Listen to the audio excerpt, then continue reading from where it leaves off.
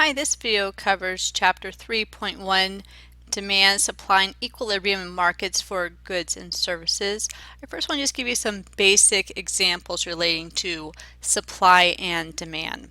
So talking about supply, an example would be if you have 9 baseball cards and your supply of baseball cards is 9. Likewise, if you have 6 apples, then your supply of apples is 6. For demand, if 8 people want baseball cards, then we can say the demand for baseball cards is 8.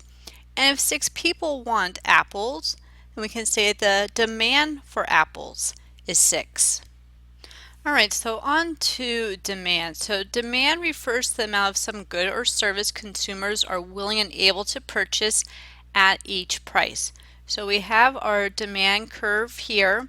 This price is on this axis right here, quantities on this axis right here.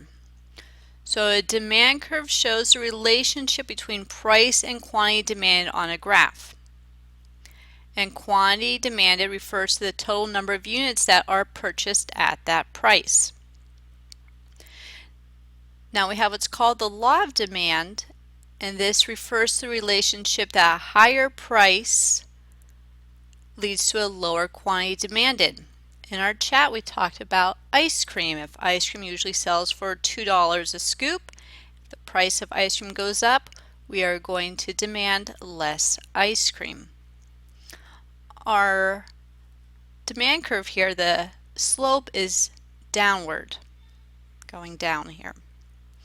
And this just illustrates the pattern that as prices rise, quantity demanded decreases, going back to our ice cream example. Now the nature of demand indicates that as the price of a good increases, buyers desire to purchase less of it. Alright, so next let's talk about supply, the amount of some good or service a producer is willing to supply at each price. And price is what producers receive for selling 1 unit of a good or service. So here is our supply curve. Again, we have our price on this axis here, quantity on this axis here. But here we see that the slope of the curve is upward sloping. As we said, if we're able to sell an item for more money, we're going to want to supply more of that item because we're going to make more money. So supply curve is a graphical illustration of the relationship between price on the vertical axis and quantity on the horizontal axis. Now, as we said, there is a direct relationship. As one goes up, the other one goes up. If one goes down, the other one goes down. Now we also have where we can do a change or a movement, going from one point to another point.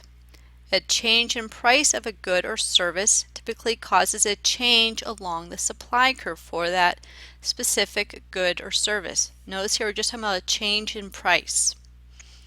An example, an increase in the price of wheat will encourage farmers to increase the quantity of wheat supplied to the market.